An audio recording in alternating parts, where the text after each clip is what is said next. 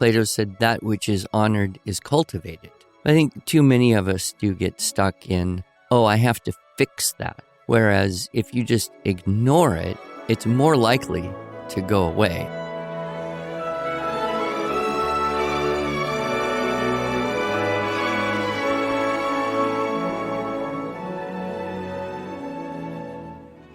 Hello, and welcome to the Arts of Language podcast with Andrew Pudewa, founder of the Institute for Excellence in Writing, or as many like to say, IEW. My name is Julie Walker, and I'm honored to serve Andrew and IEW as the Chief Marketing Officer. Our goal is to equip teachers and teaching parents with methods and materials which will aid them in training their students to become confident and competent communicators and thinkers.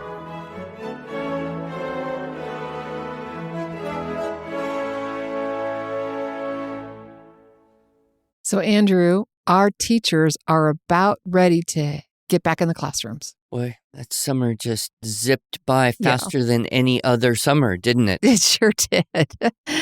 And actually, some of our teachers are already in their classrooms. So I think this is very timely that we have this conversation about active training, active learning, active teaching, and what that all means. As opposed to passive learning and passive training and passive teaching? Exactly. Now you think of a traditional classroom where you've got the talking head, and that means the teacher is up front lecturing, perhaps writing notes on the board, and the student is expected to take notes. The bell rings, the kids all leave. That would be me. Well, of course, we're making videos, so yes, kind of a different environment. It's true. But even in the videos that we produce, you are very much actively cultivating learning from the students. I mean, you know, they say you can lead a horse to water, but you can't make him drink, right? You can teach a student, but you can't make them learn. But there are strategies that I know of that I've seen you employ in your group of kids or even parents or teachers. And I feel like you attended that same course that I attended. In recreation? It wasn't in recreation. I wasn't there. No, you weren't there. No, you weren't there. But it was actually when I was working for Biola. So that would have been now 20 years ago. There was an opportunity for professional development, and it was available to all faculty and staff to go and hear this guy. This guy's name is Mel Silberman, S-I-L-B as in boy, Silberman, Mel Silberman. He is the president of active training. And I attended this workshop, like I said, about 20 years ago, and it was transformative.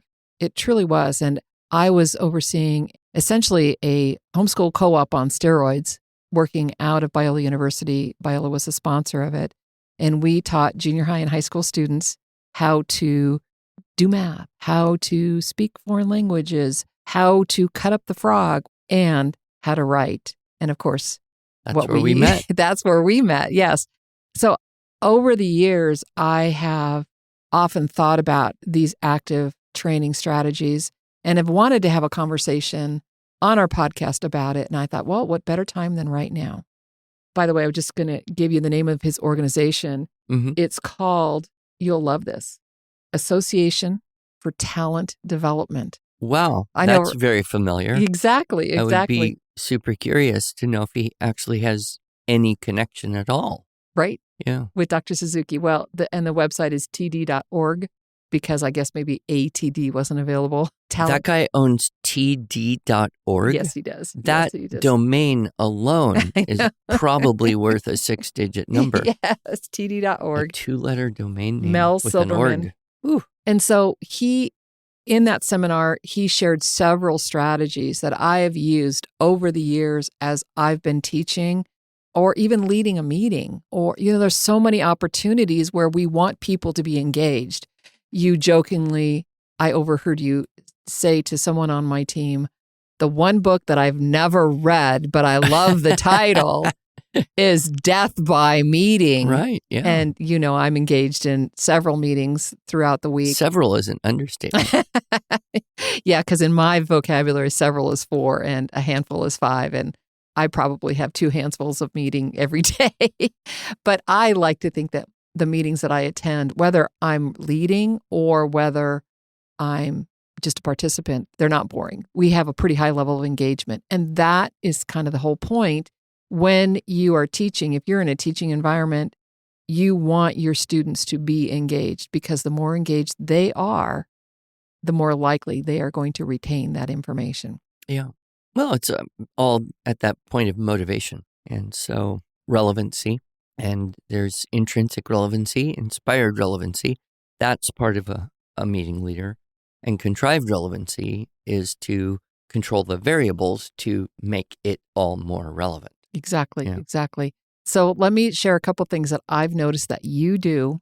And when I say couple, that means two in my vocabulary. So I'm going to up it to three, which means a few. A few things. Okay. A few things that you do. I'm sure there's no actual number assigned to these words, but in my mind, that's what they are. One of the things that I love seeing you do, and you do this in almost every talk that I've ever seen you give, whether it's to a group of students or whether it's to a group of teaching parents, when you ask a question and it's a how many of you, and it's a yes or no question, you're asking them to raise their hand and your hand goes up. Oh, yeah. That's a trick I learned. Yeah. Long, long time ago. And that's active strategy number one. Yep. Is raise your hand to model what you want the kids to do. The other thing that you do kind of related to that is you'll say, how many of you are this? How many of you are this? And you raise the other hand, and you're basically demonstrating that there's two different options that they could be. And I see you do that all the time, which I love.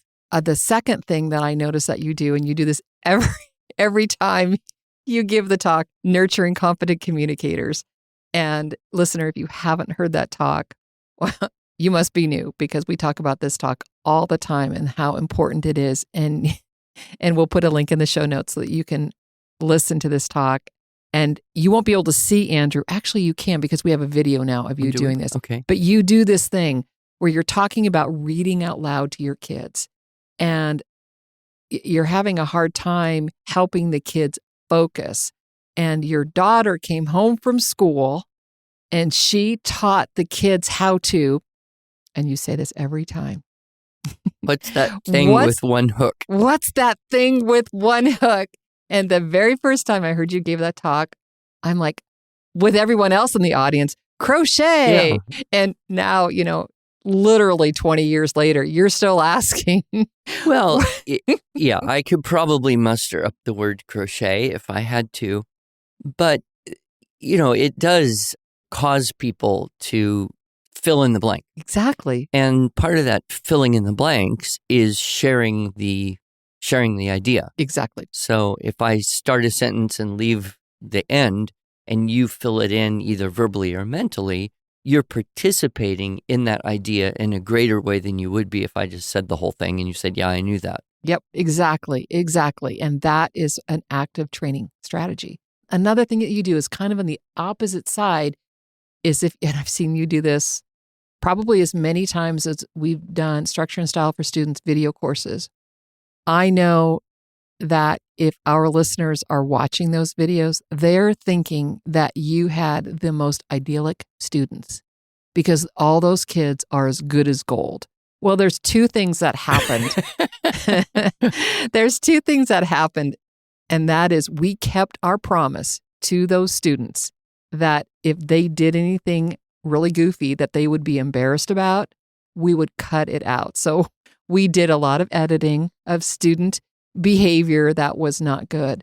But the more important thing that happened is you honored good behavior and you ignored bad behavior.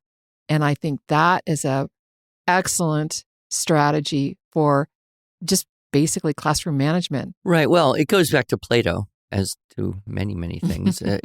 Plato said that which is honored is cultivated. And then, of course, the corollary to that is that which you don't want to cultivate, don't honor that. Don't give it any energy at all. I think too many of us do get stuck in, I have to fix that. Mm-hmm. Whereas if you just ignore it, mm-hmm. it's more likely to go away. It's not like customers. Well, it is like customers, right? If you ignore them, they go away. Yes, well, we don't want to do that to our customers. But, Dr. Suzuki was extremely good mm-hmm. at this. He basically only said positive things. Mm-hmm. which is quite an accomplishment because for the most part, teaching violin in particular and anything in general, it can fall into being so much about correction. And you get too many corrections, pretty soon, everybody's just unhappy. You're unhappy, kids unhappy, everybody. It's defeating. It's an emotional toll on the individuals and the community. So how to teach just by that 1-point lesson, that reaffirming the positive, that thing you can say, that's the good thing, do more of that, rather than stop that. Right. It's tough. It's very tough. And sometimes you do have to say, stop that. Sometimes. But there's a default mode and then there's an ideal. And if you can get the ideal to be your default, then you're just going to naturally get better results. We have not posted in a very long time the picture of you being taught by Dr. Suzuki back in your early 20s in Japan. And so we'll be sure and post that on the show notes. Well, it's kind of irrelevant. No, it's not. I and I'm just thinking of our listeners. Some of them might be brand new that hadn't heard. 23-year-old me. They will see a 23-year-old me. Surprisingly, how much you look like your son in that picture, or the other way around, right? So the whole idea of active learning, active training is because of our tendency in a group to allow other people to speak, to raise their hand, to participate, just kind of like human nature being a little bit lethargic, perhaps, and not being proactive and owning. And in this course that I took with Mel Silberman, he's the one that's shared that statistic. The number of people who are actively involved in any group is 4. And so 4 people in a group of 4 are going to be actively involved in the conversation. 4 people in a group of 10, 4 people in a group of 100, 4 people in a group of 1,000. But you can fight against that statistic by actively engaging the naturally unengaged people. Exactly. You get your number from 4 to 5. Get your number from 4 to everyone. Oh. That would be the ultimate goal of a teacher. I would think so. Yeah. So here are just some ideas that I garnered from that seminar I went to all those years ago that I continue to use. We did this for Structure and Style for Students. We had the students sit at 2 at a table. So the idea of when you break up into groups, make sure the groups are 2 or 3 students. Yeah. If you have 4 students, what you really have is 2 groups of 2. Well, what you have is a committee, and then nothing gets done. Right. And everyone pretty much knows that. Yeah, partners seems to be best. 3 can work, but I've always found that. And that's true with adults as well as kids. And so now that third person, that second person is forced to engage. They can't just sit on the sidelines, right, generally. And then in those small groups, assign them roles. Here's this transcriber. You're going to write and take notes. Here's the reporter, because at the end of our little break up into groups and have a conversation within your group, we're going to have you share 2 or 3 sentences about what you learned. And so you've got the transcriber and the reporter, and they kind of have to work together to make sure that the reporter can read the transcriber's notes. Right? Those are probably better job descriptions than the leader and the dozers. Yes, much better, much better.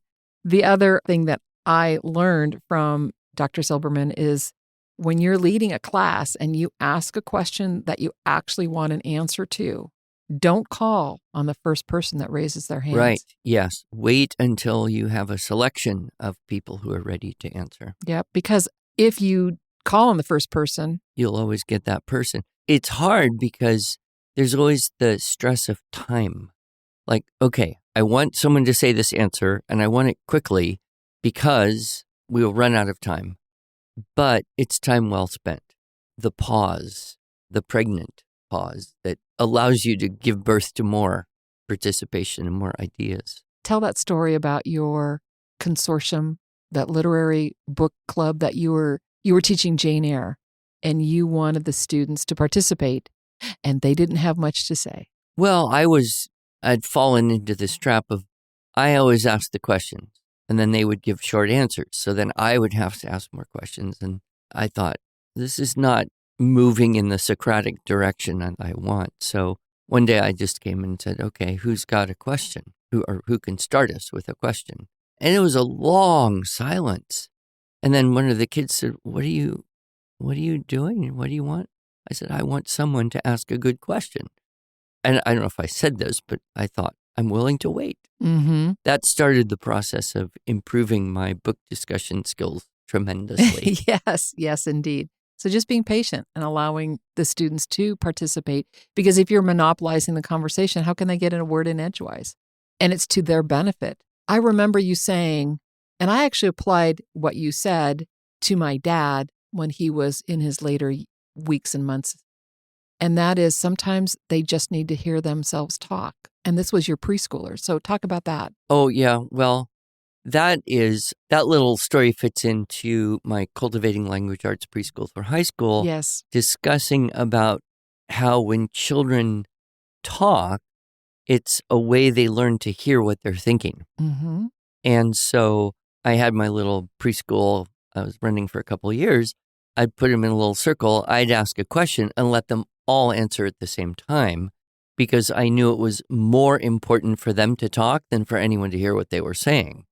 And that's why when you take children, you put them in especially I'm talking young children, 4, 5, 6 years old, you put them in an environment and you say, sit down, be quiet, and only talk when you have permission.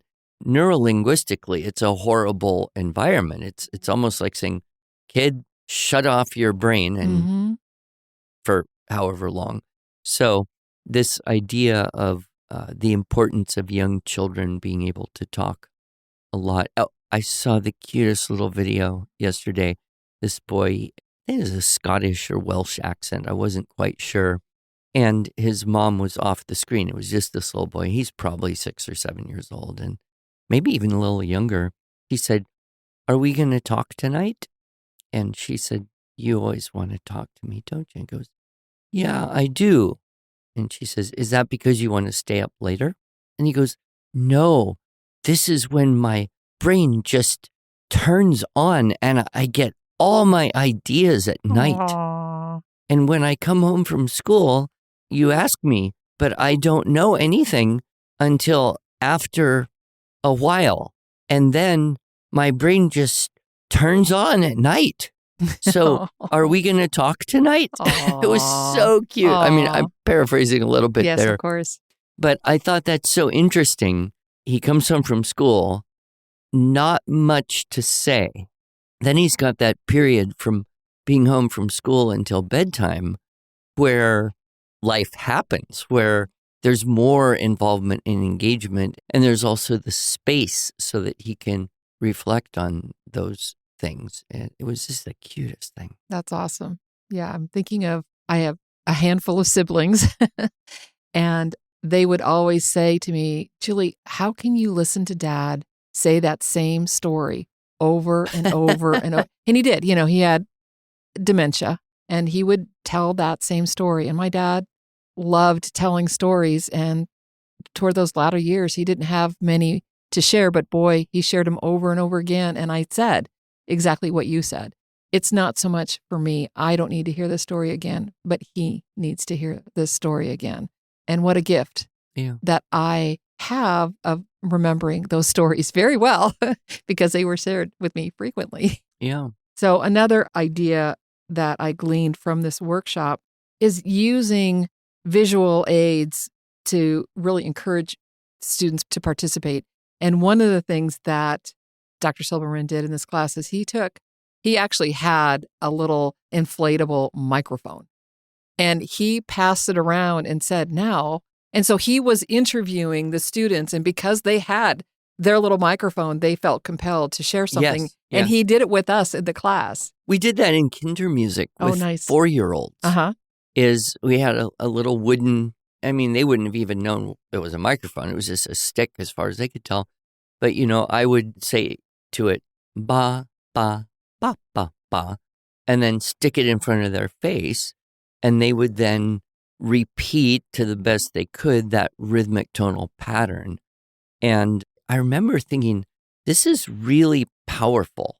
It would be hard to get a kid to do that without this prop. Yes, exactly. I don't know where Lorna Heiga, she was the founder of Kinder Music. I don't know where she got that idea from, but it's maybe it's the old African talking stick idea. Mm-hmm. Here's the stick. You hold it. You get to talk. Now you're Right. done. Everybody has listened. Pass it on. Now you get a turn. I think it's very important in families, and most parents know this, but it takes kind of a vigilance to not let one kid just verbally run roughshod over a whole conversation. Yep. I remember in our family one time, the middle child in our case, she was, I don't know, maybe 11 or 12. She was sitting at the table and she just started weeping.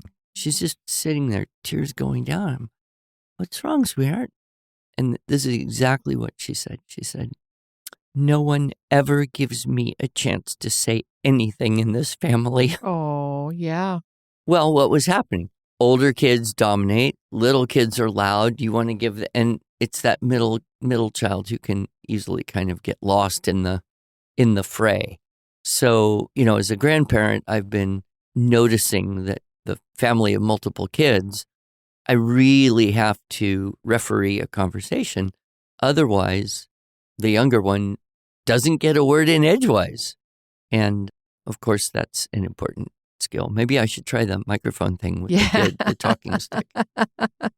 That would be great. I think about in our system when students, after writing a keyword outline, they tell it back to each other.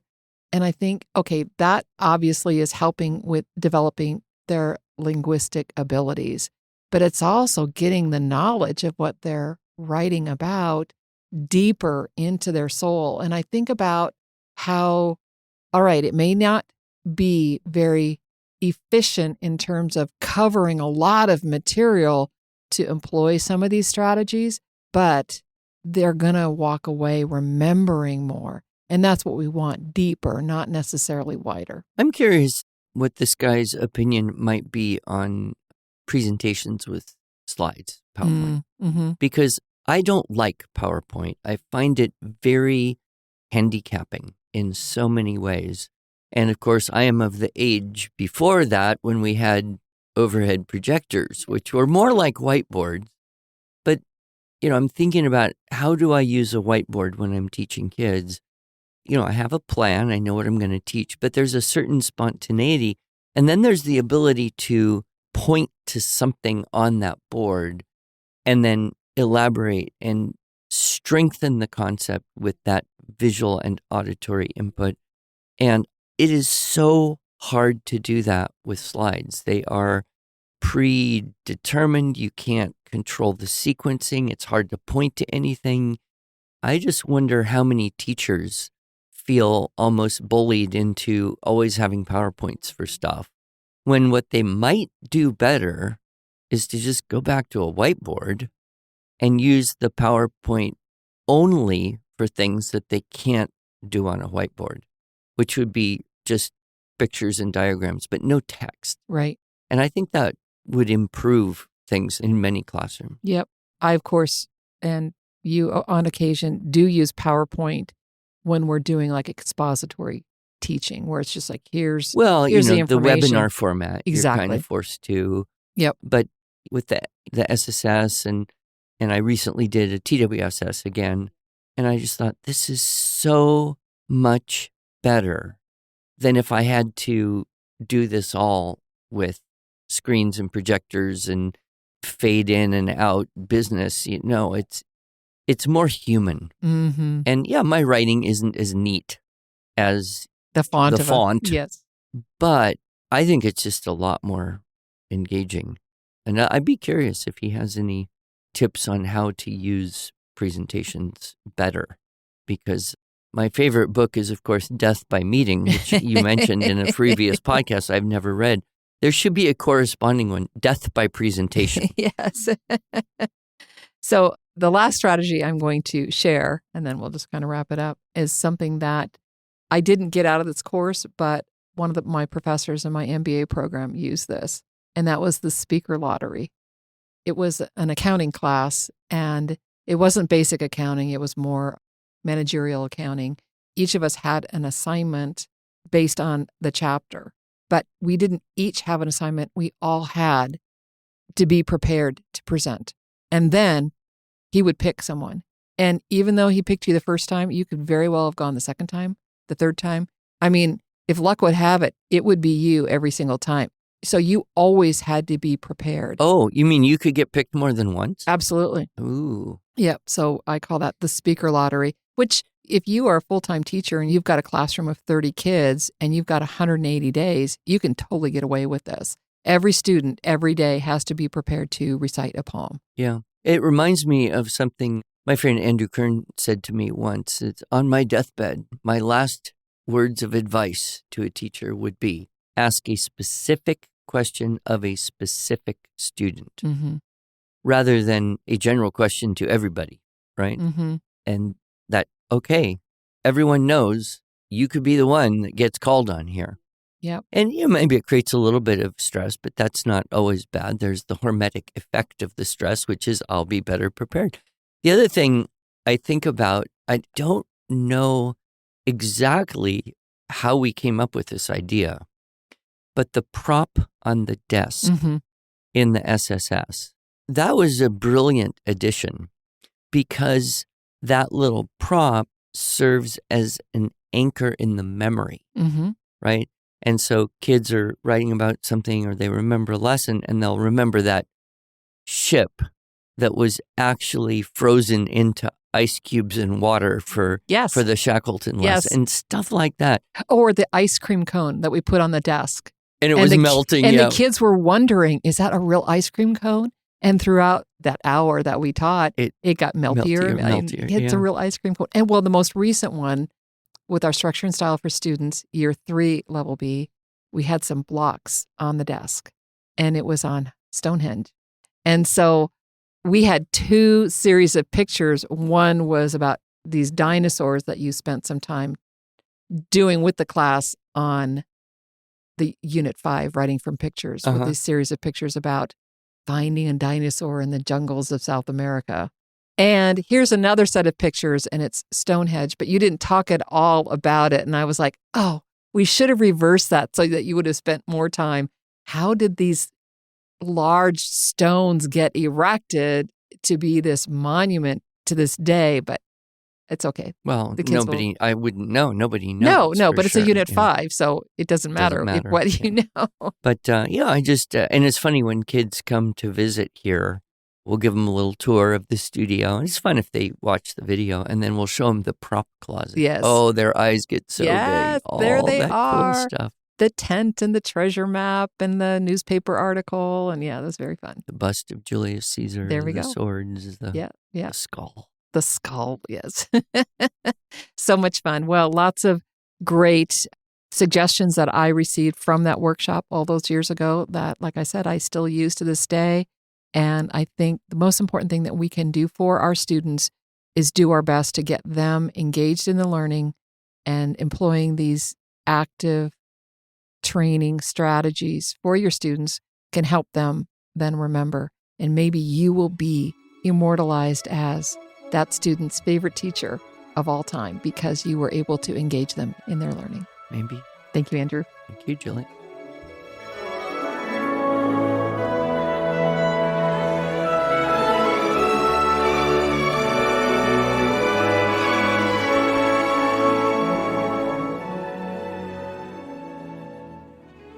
Thanks so much for joining us. If you enjoyed this episode and want to hear more, please subscribe to our podcast in iTunes, Stitcher, or Spotify, or just visit us each week at iew.com/podcasts. Here you can also find show notes and relevant links from today's broadcast. One last thing, would you mind going to iTunes to rate and review our podcast? This really helps other smart, caring listeners like you find us. Thanks so much.